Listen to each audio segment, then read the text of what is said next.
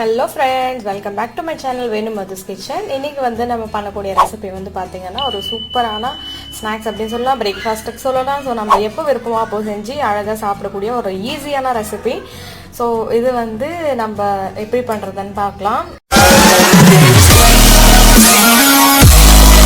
பன்னீர் வச்சு பண்ணலாம், இல்லைன்னா சிக்கன் வந்து குக் பண்ணிட்டு பண்ணலாம். நான் வெஜிடேரியன்ஸ் வந்து நீங்கள் சிக்கனில் சாப்பிடணும்னு நினச்சிங்கன்னா அதில் பண்ணிக்கலாம். அப்படி இல்லைன்னா வெஜிடேரியன்ஸ் அப்படி இருந்தீங்கன்னா நம்ம பன்னீர் வச்சு அழகாக சூப்பராக பண்ணிடலாம். ஸோ இப்போ எப்படி பண்ணுறதான்னு பார்க்கலாம். ரொம்ப கம்மியான இன்க்ரீடியன்ஸில் வந்து ஒரு அழகான ரெசிபி. ஸோ ஃபஸ்ட்டு வந்து நான் மைதா எடுத்திருக்கேன். அது மேலே வந்து நம்ம ரோல் பண்ணுறதுக்கு வெறும் மைதா எடுத்திருக்கேன். உங்களுக்கு வேணும்னா நீங்கள் வந்து ½ and ½ குவான்டிட்டியில் கோதுமை மாவு கூட ஆட் பண்ணிக்கலாம். நான் வந்து இன்றைக்கி ஃபுல்லாகவே வந்து மைதா எடுத்திருக்கேன். அதுக்கப்புறம் இதுக்கு தக்கன சால்ட் சேர்த்துக்கலாம்.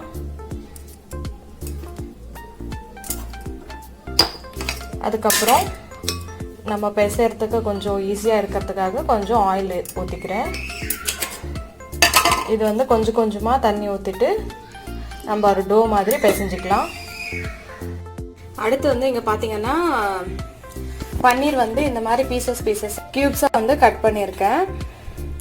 ஸோ இந்த பன்னீர் வச்சு நம்ம ஃபர்ஸ்ட் வந்து பட்டரில் ஃப்ரை பண்ணிடலாம். அதுக்கப்புறம் இங்கே வந்து பார்த்தீங்கன்னா மைதா மாவு வந்து பக்கத்தில் ஊறிட்டே இருக்கட்டும்.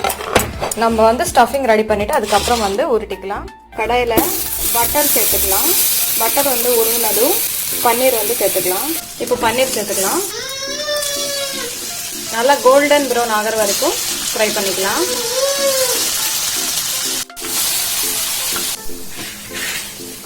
நல்லா வந்து ப்ரௌனிஷ் கலர் வந்துருச்சு, நம்ம எடுத்துடலாம். சூப்பரான பன்னீர் ஃப்ரை வந்து ரெடி ஆயிடுச்சு. நம்ம அடுத்து வந்து இதுக்கு மசாலா ரெடி பண்ணிடலாம்.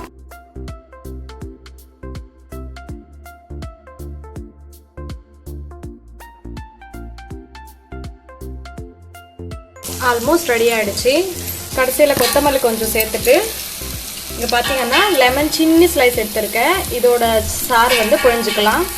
கொஞ்சம் வந்து புளிப்பாக இருந்தால் சூப்பராக இருக்கும். அதுக்காக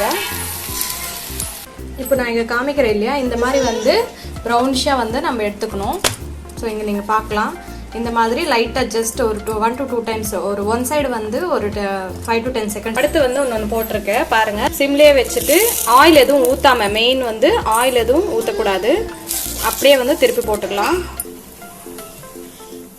நெக்ஸ்ட்டு வந்து இந்த ரெசிப்பியில் ஒரு முக்கியமான இது தான் வெஜ் மயோனைஸ் எடுத்திருக்கேன். ஃபன் ஃபுட்ஸோட வெஜ் மயோனைஸு. ஸோ இது வந்து நம்ம அந்த ரோட்டி மேலே வந்து அப்ளை பண்ண போகிறோம். ஸோ மேலோட்டமாக மயோனைஸ் வந்து நம்ம அப்ளை பண்ணியாச்சு. உங்களுக்கு வேணும்னா கார்லிக் ஃப்ளேவர் ரொம்ப பிடிக்கும் அப்படின்னா வந்து கார்லிக் கூட நீங்கள் கிரேட் பண்ணி கூட மயோனைஸில் சேர்த்துட்டு அதுக்கப்புறம் அப்ளை பண்ணிக்கலாம்.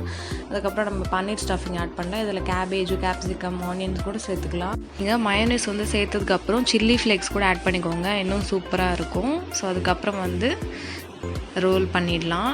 உங்கள்கிட்ட சில்வர் ஃபாயில் அந்த மாதிரி இருந்துச்சுன்னா கூட நீங்கள் வந்து அதை வச்சு அழகாக வந்து ரோல் பண்ணிக்கலாம்.